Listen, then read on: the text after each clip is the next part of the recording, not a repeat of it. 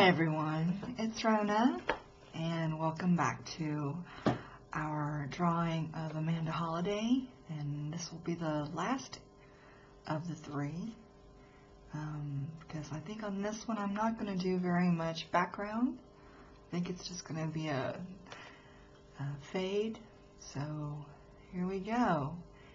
You can see here that I've been taking the erasing tool, the end of my Wacom stylus pen, and going around the image, cleaning up the edges underneath the ink line. And here I'm adding some extra color to her face, putting it on a layer, then working with the opacity until I find just what I'm looking for, and then merging it down. I'll do this several times because I don't want to go too dark too fast. Sometimes I just want to add a little bit of color, almost like a watercolor wash, and just drop it down into the image a little bit at a time. I know some people use the color dodge and burn features. I think that's helpful, but it's something I don't want to depend on too much. I've noticed that it can really bring out a lot of rich colors in the low lights and shadows, but it can also be overdone and not look like a fresh image, something that's just been made. It looks, I don't know, too computery, I guess, too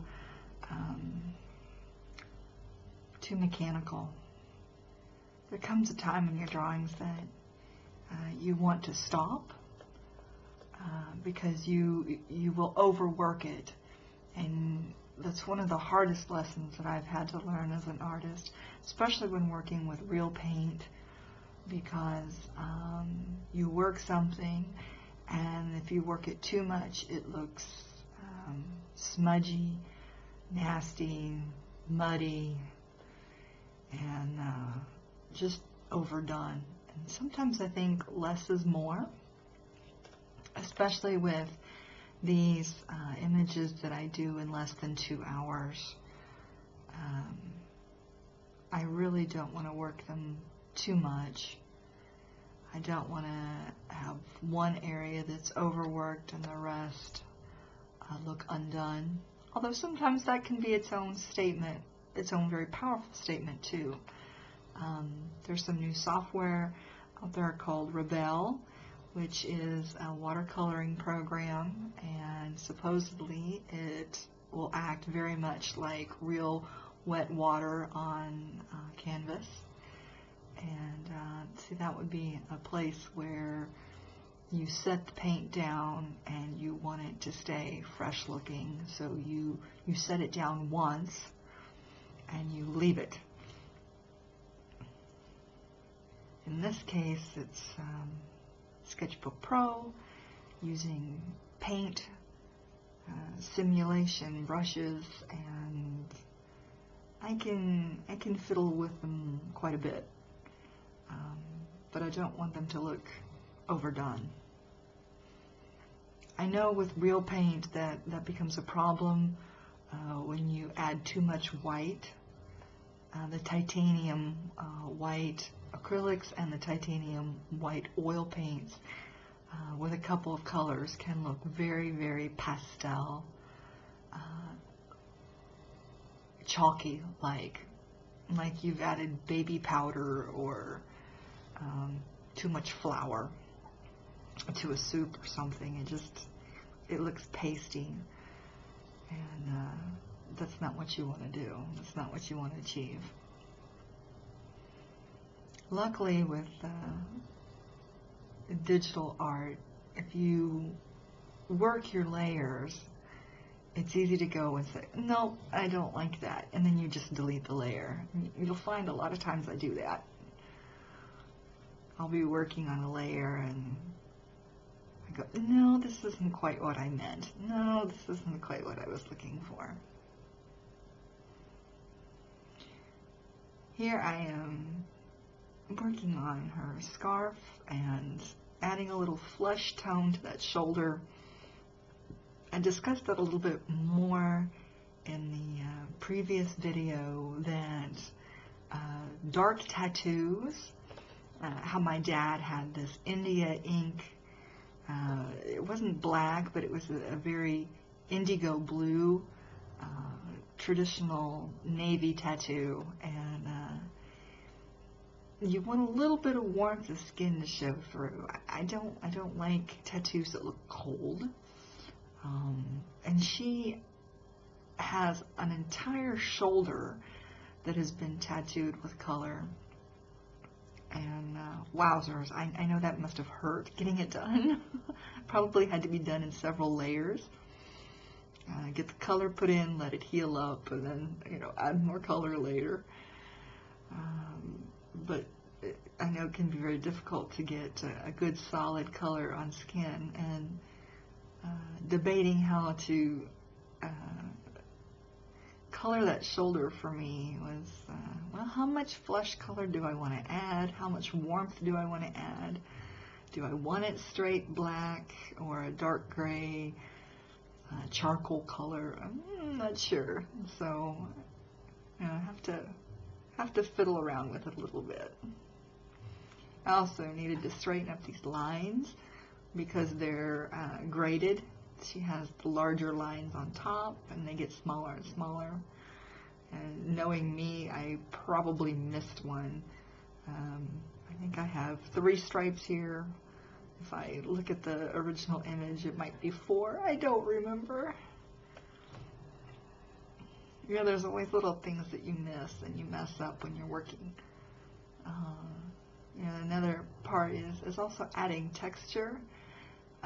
There's some fantastic brushes out there for adding texture, but you also want to think about how large your image is going to be. Is this an image that's going to be full screen? Is this something that's going to be printed? For these little 2-hour images that I do, I just want to do enough texture to make something look realistic. But I don't want to add so much detail and so much time to it that when it's saved at 72 dpi or maybe less, maybe 200 dpi, that you lose so much the detail. So you need to think about what your final product is going to be. And now I'm working on those belts.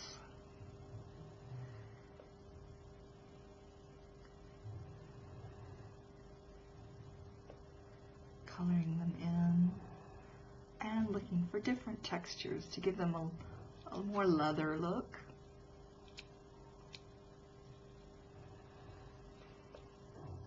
I do not remember where this brush set came from. I think it may have been one of the originals that was available when this version of Sketchbook Pro came out. I'm using Sketchbook Pro 7 before it became a subscription.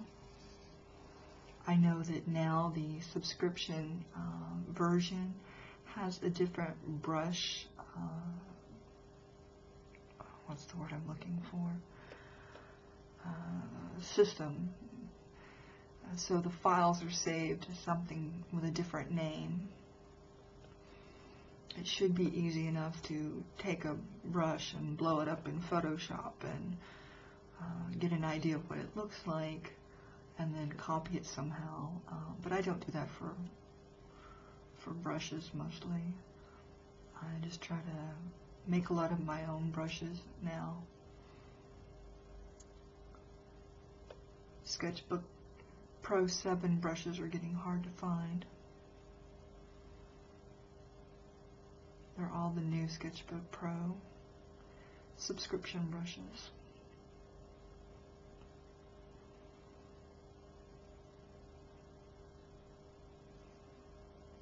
They're still out there somewhere.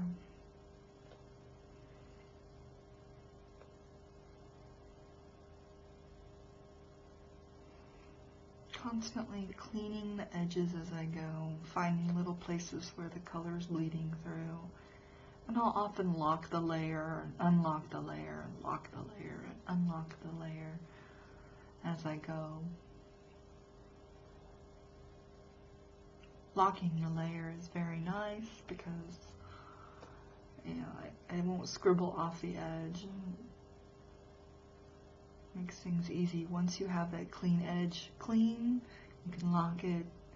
You're not going to scribble off and have to re-clean that edge. Although sometimes, I admit, I do make mistakes. Recently I did one of these layers with an airbrush, a dark airbrush, because I wanted to change the values in the image. And I added some darkness, and when I merged it down, it's like, oops, I have run over the edges, and now I have to clean it up again. It's not a time-saving shortcut at all. You have to re-clean up your edges. But those are lessons learned. You learn what you have to do to keep your movements quick and easy. I've also noticed I have difficulty moving from one program to another. I really love Sketchbook Pro and how easy it is to use. And then when I go to use something like Photoshop, I'm like, wait a minute, how do I get my brushes to increase so easily? There's no little circular dialogue. And I get frustrated, and then I go back to Sketchbook Pro.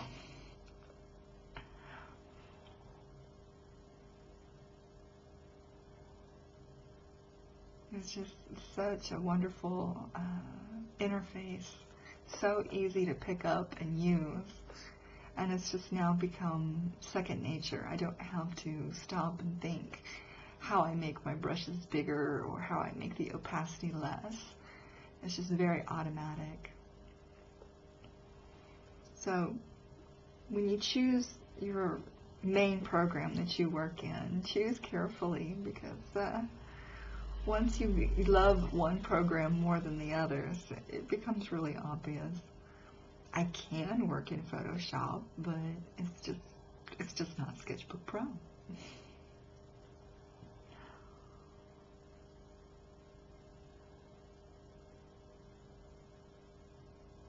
Always save.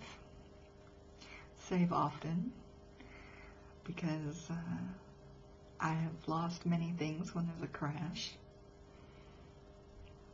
Also, back up your work. That's something I really need to do again. I need to do a backup soon. I have a portable USB hard drive. I think it's a terabyte, and I'll do a backup every 2 to 3 months.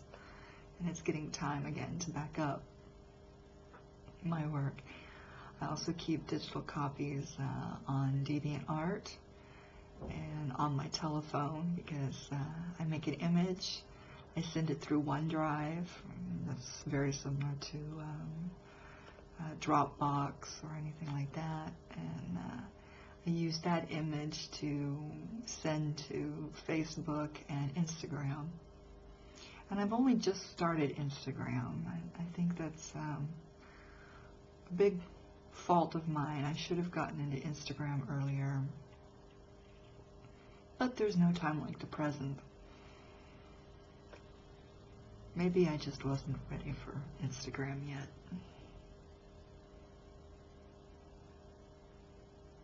Here you can see where I was adding darkness to add more values to the image that I was talking about earlier. I do it on a layer, and then when I flatten that layer and merge it to the next layer, I've accidentally spilled airbrushing outside of the edges, and I have to clean that up all over again. One of the big rules of digital art is to work on a medium colored background, and or a brightly colored one, one that is annoying and opposite of what you're working on. That can often help you see where you need to erase, and adding in a background here helps a lot, but it also you know, I couldn't hide my mistakes. I had to go and clean those up.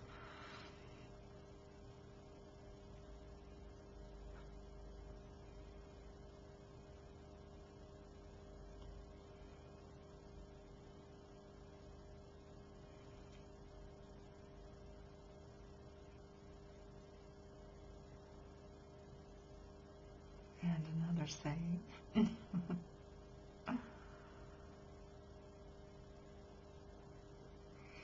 Part of me wants to get onto the game and go to the tower, go down to the hangar and watch the ships come in and draw the area of the tower where often where Zur stands, and you look out and you watch everyone else's ships come in, because yours has already come in and has already docked and has already gone into the elevator that goes down into ship storage.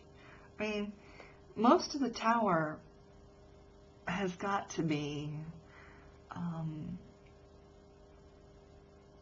ship maintenance and parking. It's like the tower is sitting on top of a giant ship parking garage. And there'll be times, especially when I first started playing the game, I would stand there close to where Zur shows up, and I would just watch all the ships come in and watch these, you know, the little characters who are flagging them in and watching them drop down the elevator.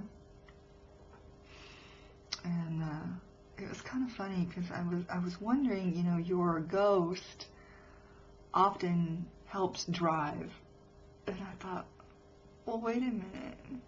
If your ghost leaves the ship, who's driving the ship? Because you're already out of the ship. Anyway, strange tower thoughts. Have a wonderful evening. Goodbye.